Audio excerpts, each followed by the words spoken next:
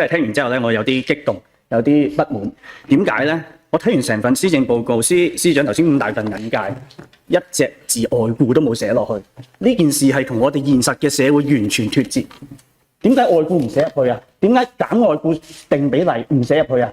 呢度係由澳門18歲主席，由18歲到68歲都關心啊！我落區日日個個都同我講澳門嘅就業問題啊！點解喺今屆政府咁少啊？嗰份施政方針都係得一段嘅，主席。呢個係我哋實際嘅狀況咩？頭先同局長講得好啱㗎，我哋嘅失業統計唔計唔住本澳㗎。如果我哋去咗橫琴咧，我哋就喺澳門失業入邊被忽略㗎啦。我要先講講勞工局嘅職責係咩啊？定就業市場研究咯。你哋都冇俾個數字，我反而喺度講。局長，我好唔滿意。頭先你講咩啊？最近飲食業、零售業多咗空缺，我聽住㗎，係咪啊？跟住局長今日最新嘅報告話俾我聽咩啊？零售業同埋飲食業咪最多失業㗎咯。點解兩件事會咁樣啊？點解唔係減外顧去處理啊？點解唔係定總量減比例啊？點解我哋六大博企仲有咁多外顧啊？司長，你知唔知司長坊間講嘅司長六大博企之外仲有啲乜嘢啊？仲有三大嘅中介啊，將澳門人長期請兼職啊，跟住去博企去做啊！我啱收到一個居民 send 俾我，唔識佢嘅，佢話佢間博企40個喺博企入邊嘅飲食業40個員工得4個本地人，呢啲咪就係澳門嘅實況咯。我哋唔放下身段咩？跟住今日有人咪去會展，真係去砌咯。頭先有同事講過啊，30-40人入邊得佢幾個本地人咯，全部操普通話咯，甚至乎同隔離個傾偈個老細都唔係本地人。點解呢啲嘢會發生啊？點解會喺我哋18萬外顧之下，我哋澳門人都揾唔到工作啊？司長，我哋安居樂業，安居唔係我哋今日講嘅樂業，我哋點做啊？係唔係真係應該我哋六大博企先行出社會責任？其實真係削佢外顧啦。比例啦，司長，我有實際嘅數字啊！你答得我哋好嗱，施政方針又係85%。主席，我揾個資料啦，2014年政府已經話六大博企中高層嘅管理係85%，係2014年。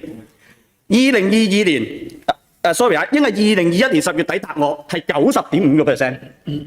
跟住去到2024年6月答其他議員變翻得90.3%。今日仲寫85，有咩意思咧？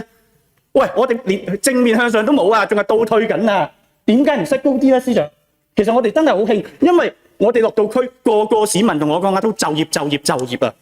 好啦，跟住其實我哋唔講其他嘢住，我哋而家就話點解澳門人長期喺三大嘅中介公司真係做緊一個長期兼職去博企做咧？點解容許呢啲事發生咧？勞工局點解唔掌握咧？你職權有，我查晒你組織法嘅喎，你哋要研究噶嘛，你哋可以定比例噶嘛？點解10幾年都係嗰3個職種嘅啫？點解唔可以定多啲啊？就算唔係全面唔俾嗰啲職種唔俾輸入，其實都有啲可以有限制㗎，減總量、減比例。所以司長，我真係好清晰一個問題嘅啫，你哋會唔會減六大博企嘅總嘅外顧人數比例？因為我揸住個數字就係22年12月底同舊年9月比較，我揸最新嘅數字啦嚇。本地人六大博企升2%，外顧升67%。特首答我，你哋俾資料我知道，佢就話因為疫情期間得咗好多外顧，所以而家好翻就外顧多翻㗎。喂，咩道理啊？98年嘅就業及勞工權利綱要法講緊啲乜嘢啊？我話因為以前多咗，我削咗，而家就多翻㗎啦。喂，主席係應該要依法治澳啊！法治澳門、幸福澳門係乜嘢啊？法治澳門咪應該要攞翻原有嗰個比例，同一條起跑線，跟住我睇下有冇澳門人做咯。點解會話之前多咗減咗，而家我哋可以多翻㗎？我絕對唔同意。司長，我好坦白同你講，其實你哋今日喺份施政報告提到嘅嘢，同社會好大落差。可能我好激動，但我好想話翻俾司長聽，如果你哋唔面對就業問題，澳門唔會穩定㗎。澳門今日有18萬外顧，我哋嘅就業都係咁大問題，呢個係咪我哋樂見嘅咧？係咪今屆政府所謂嘅法治澳門、幸福澳門咧？我哋咩叫法治澳門？俾咁多嘅情況之下，外顧咁多嘅數字，咁多嘅一個本地嘅兼職，仍然都係咁多外顧咧？仲有，我出咗信俾特首，應該落到嚟你哋度啦，我都質詢過㗎啦，有博企無故咁樣冇錯咁樣炒支50幾歲嘅本地人，點樣跟啊？係咪容許裁員？係咪賠咗足？澳門博企而家就可以炒人？我都好想清晰回答，乜嘢叫博企嘅社會責任啊？點解冇跟進啊？嗱，我有出咗信俾特首啊，應該落到嚟㗎啦。跟住仲有培訓加就業個計劃，我哋全部都支持呢啲嘅司長。但我想話咧，培訓加就業咪有間博企咯，3個月唔夠咪冇錯炒咗嗰啲人咯，冇按計劃去做咯，打俾勞工局，跟住佢話中介咯、轉介咯，唔關佢哋事咯。咁我哋年青人點樣有信心啊？跟住我再講啦，有間博企請策略分析師，請咗3個月，見主管都未見過，跟住同佢哋講乜嘢啊？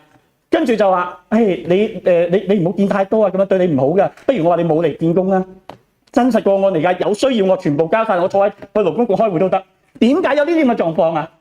我哋今日經濟咁差，如果就業解決唔到點算啊？就業解決唔到，司長老實講啊，你點樣救民生區嘅經濟救唔到㗎？有中小企老闆同我講：喂，如果我揾唔到嘢做，我點消費啊？其實個問題真係呢一度，我覺得你哋真係要認真去思考下整體嘅就業政策。你唔去削外勞，你唔去處理個比例，唔會解決問題。咁個案式嗰啲，我哋唔作一個評論啦。如果你更多資料俾我哋咧，勞工局咧會跟進處理嘅。但係你又對於本地人同埋外僱方面咧，呢方面我哋係關注嘅。過去咧亦都係有適當嘅措施去做緊。咁所以你提出嘅主張咧，我哋呢度咧係會先收集咗你嘅意見先嚇，好嘛？咁往後我哋有機會咧再同你交流一下啊。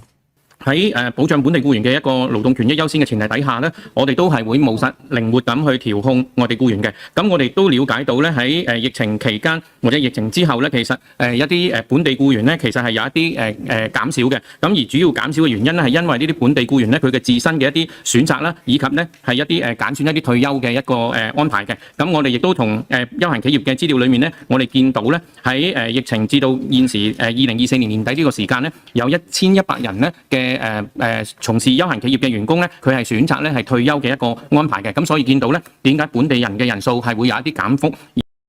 多謝主席。首先咧，主席，我要求咧根據第64條解釋翻啦。頭先我要強調啦，我哋冇講過所有嘅外僱要退場，我哋一直都講大博企同埋某一定嘅特定工種，尤其大企業嘅工種。再加上咧，我必須有事實嘅澄清啦，就係而家咧其實外僱額已經係批咗20.8萬㗎啦，咁亦都嚟到外僱係18.3萬嘅，絕對唔係頭先講17萬嘅數字。咁所以呢度我要澄清，至於我係咪為選票咧，我相信公眾有雪亮眼光，我最驚擔心大家唔使為選票嘅啫。好啦。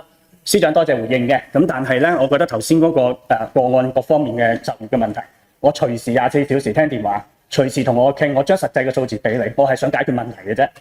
我係好激動嘅，因為每一次去講到呢啲就業問題，其實居民真係親身感受。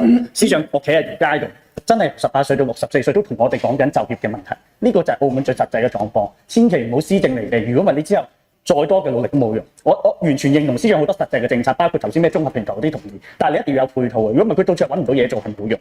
好啦，咁其實咧我喺呢度特別係想講乜嘢咧？其實有幾個問題我都好想即係同司長去表達翻嗱，因為咧其實頭先司長講放款管服，其實我頭先講中小企你都答到好多營業困難，我哋頭先都提到，其實中小企而家澳門人冇嘢做，梗係冇生意啦。但係你嗰個放管服點樣真係做得快做得好咧？我覺得呢個重要啊，因為我哋睇到啲數字零售業跌緊14%。即係所有嘅銷售量你都知嘅，所以其實我哋而家要點樣去令到個生意恢復？咁但係我想講咧，因為你今日你亦都好清晰講咗嗰個非博彩元稅由你領頭嘅，會唔會公開晒所有數字，定年度計劃，跟住公開招標，讓全社會一齊參與？嗱，司長呢個係你跟嘅，我希望你清晰嘅。咁另外我想講咧就係就業嗰方面咧，其實而家專業人士都好困難。我舉個例子，勞工局嘅數字嚟嘅，就係3萬醫療衛生社服嘅一個外僱都有3120幾，咁其實呢度咪可以去俾翻我哋嘅護士啊、本地嘅醫生去做咯。另外一個就係乜嘢咧？其實頭先同事講嘅嘢，我都好想攞個數字。我哋6大博企有32000個外僱，其實喐一半咋。其實我哋嘅就業問題我都解決咗好多，甚至乎我哋就係不足問題都解決咗好多。點解司長到今日都係唔承認我哋要減一個外僱數字？點解唔清晰一個比例？唔定一啲工種？呢啲全部行政措施就可以做。2008年做過，點解今日唔做？點解當聽唔到？